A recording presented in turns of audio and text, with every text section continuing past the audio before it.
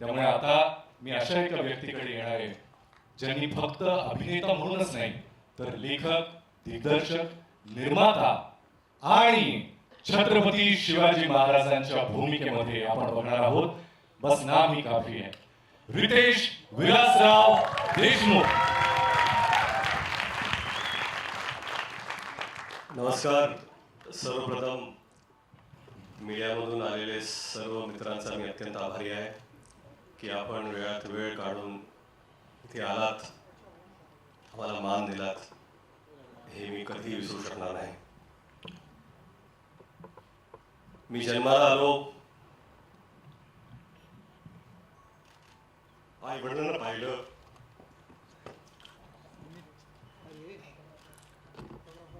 देवाला पाहिलं आणि शिवाजी महाराजांना पाहिलं.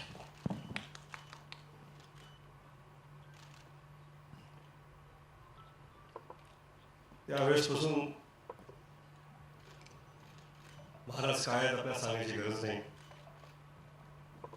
आपण या मराठी मातीत श्वास घेतो.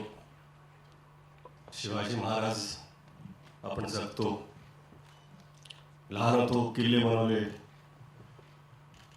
भगवे झेंडे लावले, तोफा लावल्या आणि प्रत्येक वेळा वाटलं की आपण महाराजांचे मावळे आहोत. आपण महाराज आहोत असं कधीच वाटलं नाही आणि वाटू शकत नाही. पाचवीत होतो, असाच एक शाळेचा ॲन्युअल डे होता. बाजूला मी मावळ्याची भूमिका करत होतो. भाला घेऊन नाचत होतो मी. माझाच एक मित्र महाराजांची भूमिका करत होता. त्याला मी मुजरा घातला मानाने आणि गर्वाने नाचत होतो. तो मावळा त्या स्टेजवर असून तोच मावळा आज या स्टेजवरती आहे आणि महाराजांना मानाचा मुजरा द्यायचा प्रयत्न करतो.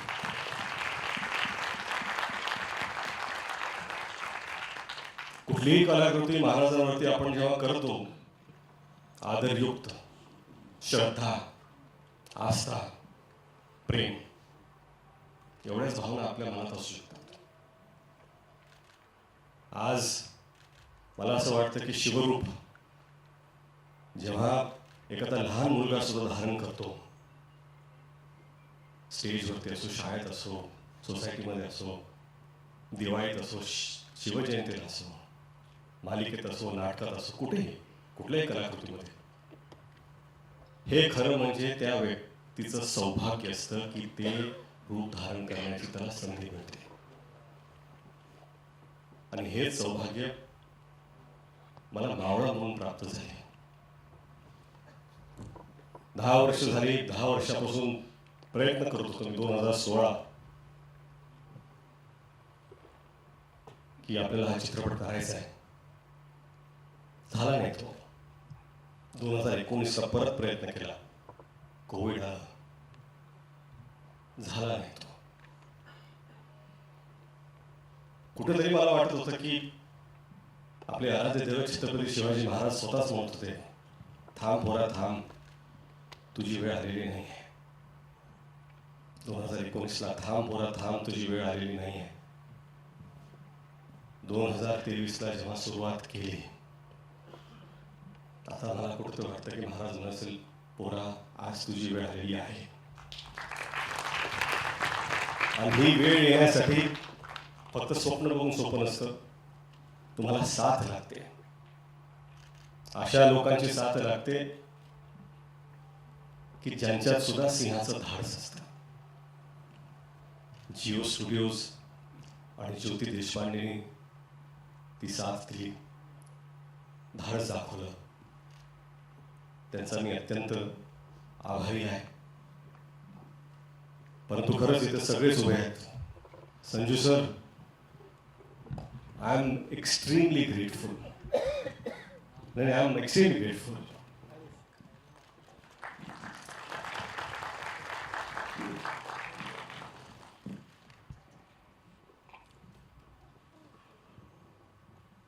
संजू सर से मिला, उन्होंने कहा कि आपकी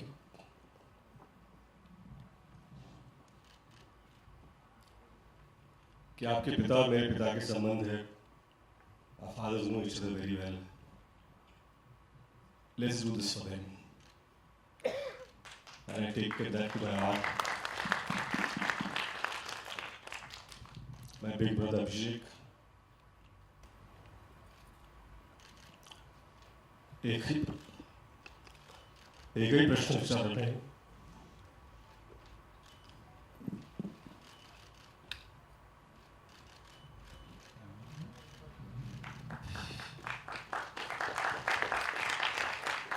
भावासारखे उभे राहिले. अभिषेक तुमचा मी अत्यंत आभारी आहे. अजय भाऊ, अतुल भाऊ, 10 वर्षातून सातत्याने त्यांनी साथ कधी सोडली नाही. महाराजांबद्दलचं त्यांचं प्रेम ह्याच्यात कधीच कोणी प्रश्न उठवू शकत नाही. त्यांची श्रद्धा, कधी कधी असं वाटतं की ते महाराजांना जसे पाहतात तसं मी का पाहू शकत नाही आहे. प्रयत्न केले.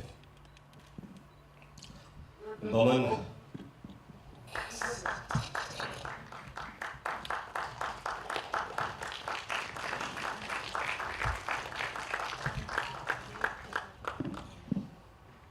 बमन सर असतील, अमोल सर, जितू. एक दिवस आधी मी त्यांना विचारलं, माझ्याकडे ॲक्टर नाही आहे, तुम्ही कराल का? एकही प्रश्न विचारला. एवढं प्रेम दाखवल्याबद्दल मी सगळ्यांचा अत्यंत आभारी आहे. महेश सर तेच हो, एवढं प्रेम का माहीत नाही, पण दिल्याबद्दल. भाग्यश्री मॅम असतील, विद्या मॅम, त्यांनी खरंच भरभरून साथ दिली. आणि जे त्यांनी काम केलंय, खरं म्हणजे काय ना की महाराजांवरती चित्रपट बनवायचं ही माझी लायकीच नाही आहे. मला असं वाटतं की या जगात लाखो चित्रपट जरी झाले आणि जगातले सगळ्यात चांगले डिरेक्टरने पण केले, तरी आपल्या महाराजांना न्याय देऊ शकेल असा एकही चित्रपट बनवू शकत नाही. कारण त्यांची कीर्ती, त्यांची स्मृती ही आपल्या कर्तृत्वापेक्षा फार फार मोठी आहे, फार उंच आहे.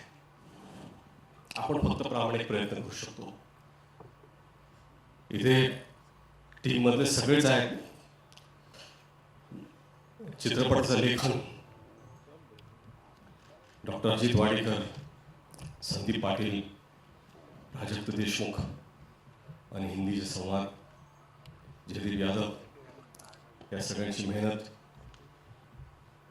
उर्वशी एडिटर असतील, संतोष सर सिनेमॅटोग्राफर, कृषी मानुषी नॅफ कॉस्ट्यूम, निखिल अपूर्वा.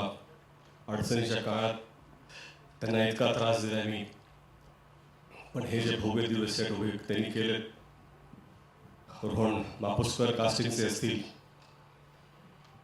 मनोरमाजी ॲक्शनमध्ये आहेत, कधीही नाही, सदैव तयार. मॅडिसन राज अर्जुन इथे उभे आहेत. VFX उत्कृष्ट त्यांनी केलं आहे. वॉनर जय मेहता इथे आहेत, थँक्यू.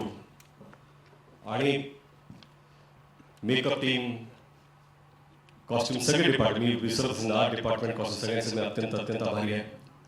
हे सगळं होत असताना जर अशी एक व्यक्ती असेल ज्याच्याशिवाय हे घडूच शकलं नसतं, तर ती आहे जिनिया. स्वप्न पाहणं सोपं असतं. स्वप्नाला काय असतं, पाहिलं स्वप्न, पण ती साकार करण्याची जिद्द, साथ उभं राहून ते करून घेण्याचा आत्मविश्वास जर कुणी दाखवला तर तो जिनियाने दाखवला. एखाद्या दिग्दर्शकाला जर अशी निर्माता भेटली तर अजून काहीच गरजेचं नसतं. मला वाटतं की खरंच हे स्वप्न जे पाहिलं आहे आणि प्रामाणिकपणे सांगतो, आम्ही सगळी ही संपूर्ण टीम ह्याच्याकडून देवापुढे एक फूल ठेवल्यासारखा हा चित्रपट महाराजांच्या चरणी आम्ही ठेवतो. आणि तुम्ही सर्व इथं आहात. सॉरी, मला असं इथे असं बोलायचं नव्हतं, परंतु मला माफ करा. थँक्यू. आणि वेळात वेळ काढून आलात त्याबद्दल तुम्हाला सर्वांचा आभारी आहे. जिनीला थँक्यू.